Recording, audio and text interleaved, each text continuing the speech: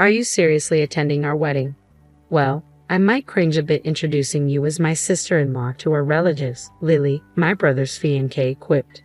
I'm Katie, a 37-year-old single woman who left school early. I don't hide my dropout status or my solo life at this stage. Actually, I embrace it, knowing it's led me to a fulfilling life with my beloved family. Since I can remember, my family has known poverty and the absence of a father figure. My mother, unmarried, raised me and my younger brother Georgie, just 2 years my junior. Despite her tireless efforts, providing for 2 children meant we were always on the brink of financial struggle. Occasionally, a relative would offer assistance, but my mother would politely decline, saying, "Only when we're truly desperate, please." When I questioned her refusal, she'd respond, "Accepting might upset his wife." Yet truthfully, there were times I wished she had accepted the help. Georgie was an exceptional child, consistently ranking at the top of his class in elementary school. As his proud older sister, I envisioned a bright future for him. His teacher even suggested him for a prestigious school, but finances barred that path. Instead, he settled for a less-than-ideal institution, leaving me feeling helpless. Determined to support him, I made the bold decision to leave school and enter the workforce.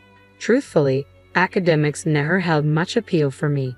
While job opportunities for dropouts were scarce and poorly compensated, I found myself in a modest office position. When the business owner retired and recommended me to a reputable company, my fortunes changed.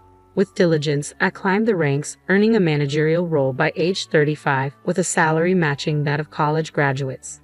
Yet my brother's fiancée Lily appears disapproving of my dropout status, particularly since my brother Georgie, now a graduate of a prestigious university, thrives as a salesman at ABC Trading, a top-tier company.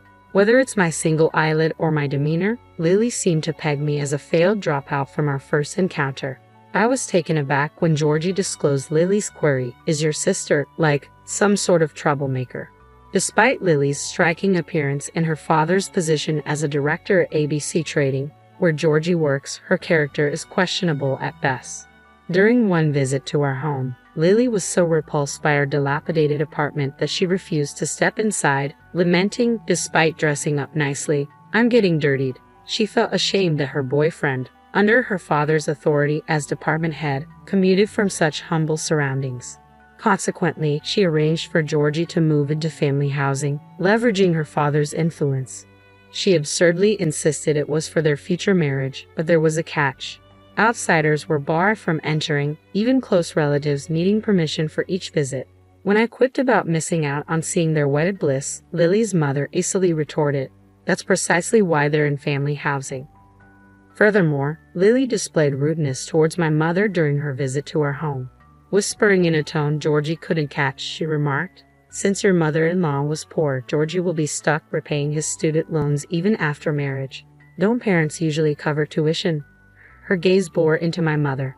The truth was, both my mother and I had diligently saved for Georgie's education, but he insisted on handling it himself. It revealed the challenging personalities of Lily and her mother, a trait Georgie recognized due to their pretentious airs reminiscent of celebrities. I've desired my mother's relocation to the company housing, yet Lily claims that siblings of the husband aren't eligible. This leaves my sister-in-law isolated, a distressing prospect. When I mentioned my scholarship graduation, Lily's mother chimed in, "You're eager to ease your mother's burden, aren't you? Such a thoughtful and wonderful person." She happily extolled Lily and her family's virtues. Well, if the couple is happy together, there's no reason for us to criticize them, so we kept our opinions to ourselves. However, that turned out to be a mistake. Lily and her family began to ostracize me and my mother, particularly me. "Sister-in-law, are you planning to attend the wedding?" With Georgie's wedding just 2 weeks away, Lily suddenly reached out to me. Of course, he's my only brother, but the venue is quite extravagant, with around 150 guests expected. It seems they've even invited the president and managing director of ABC Corporation, along with other VIPs, considering the marriage between the department head's daughter and the promising Georgie. Concerned about the attire, I asked if they had a dress code. Lily responded, "I think everyone would feel uncomfortable if there's one sister-in-law who looks less well off." "What do you mean less well off? What do you mean less well off?" "Well, I plan to wear a formal outfit. Your idea of formal is probably a catalog suit worth about 10,000 yen, right?" It's awkward to stand out among people wearing high-end brands, Lily judged, deeming me of lower status. To be honest, I'd rather you didn't attend our wedding. Frustrated by Lily's insinuation that those of modest means weren't welcome, I confronted her. What about my mother then? She doesn't own any high-end brand clothes either. I understand, but I can't exclude Georgie, who is valued by the company, and I'd prefer not to be embarrassed by the appearance of myself or my family. So we'll arrange attire for your mother. Lily's words left me deeply upset, though I understood the importance of dressing appropriately for an event attended by individuals from prestigious companies. I tried to see her directive as a gesture of concern to spare my mother any embarrassment at Georgie's significant occasion. However, her next statement caught me off guard. Naturally, you'll need to purchase that dress. It's an Oscar de la Renta evening gown, so budget around $10,000 in total. Wait, hold on. I can't afford such an expense. If you can't cover it, you'll need to find a way. Or do you intend to stand beside my parents in a cheap dress? I was stunned. And have you discussed this with Georgie?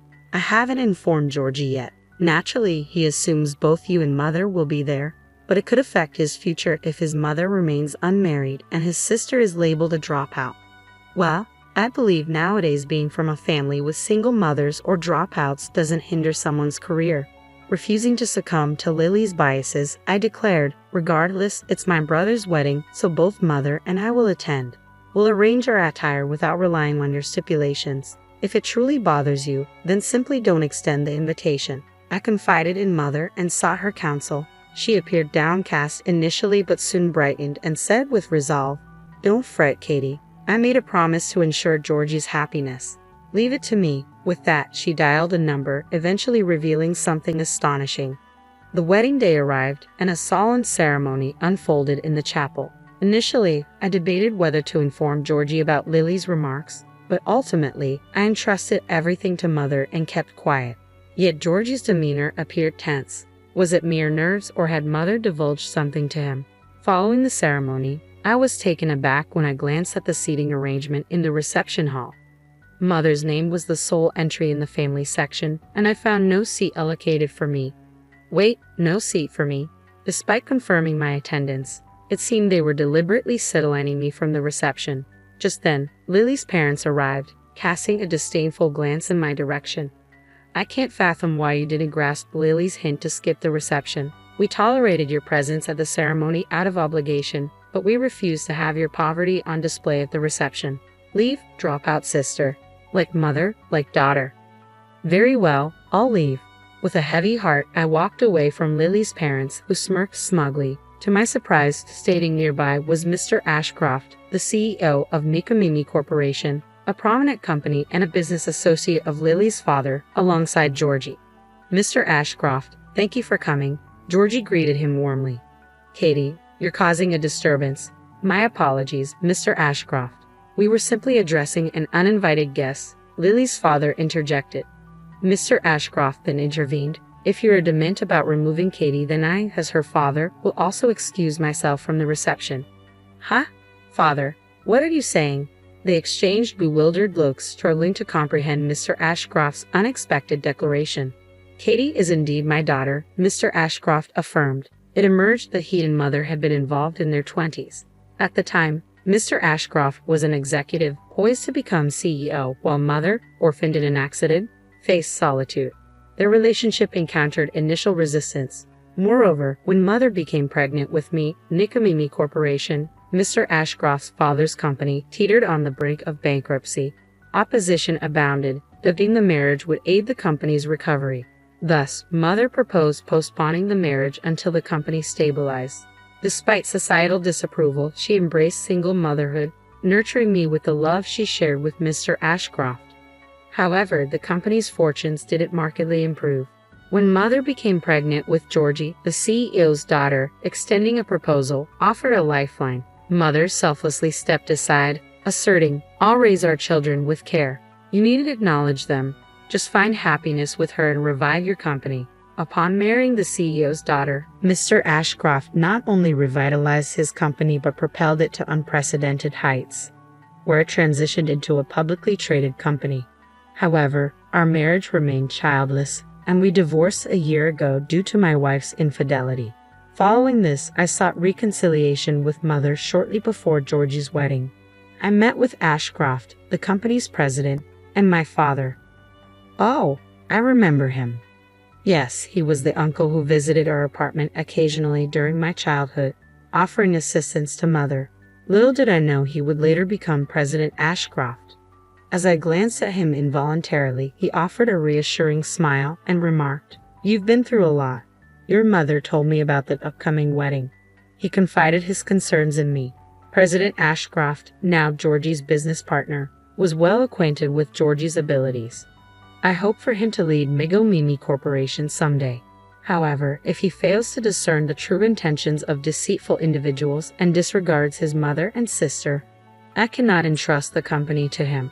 Thus, he used the wedding as an opportunity to assess Georgie's character.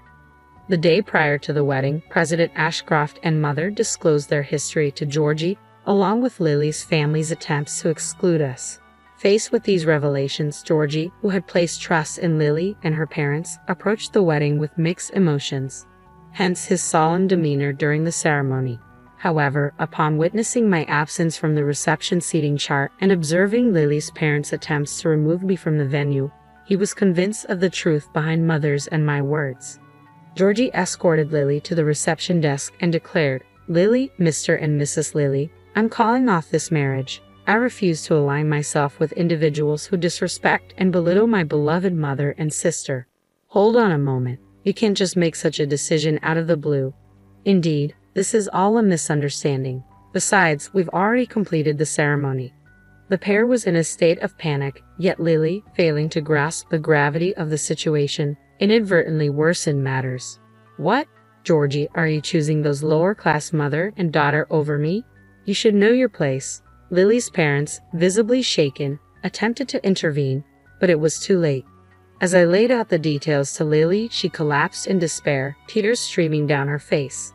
President Ashcroft's remark, "We may need to reconsider our business ties with your company," drove Lily's parents to tears as they offered profuse apologies. The entire reception witnessed this exchange, leading to its abrupt cancellation. Georgie severed all connections with Lily, refraining from filing the marriage paperwork. Subsequently, I received a furious phone call from Lily. "You ruined my chances with Georgie. I'll be sending you a bill for damages and venue cancellation fees." In response, I calmly stated, "Is that so? In that case, I'll be taking legal action for defamation." Everyone at the reception heard the derogatory remarks from you and your parents. With that, she fell silent. Moreover, I disclosed how Lily's father had been stripped of his authority over transactions with Migo Mimi Corporation, demoted, and sidelined. Perhaps I should inform your father that Lily threatened me. This could lead Migo Mimi Corporation to cease all dealings with ABC Trading. Wouldn't your father likely lose his job? Disregarding Lily's tearful pleas, I ended the call from my end. It felt like justice served. Georgie, who had terminated his engagement with Lily, subsequently joined Migo Mimi Corporation and appears determined to climb the ranks, aiming to become his father's trusted confidant. Mother and father are preparing for their wedding soon. Mother feels bashful about marrying at her age, but her joy shines through as we select her wedding gown together. While I've been focused on my career thus far, I've begun to entertain the idea that one day, I too may walk down the aisle in a mother's wedding dress.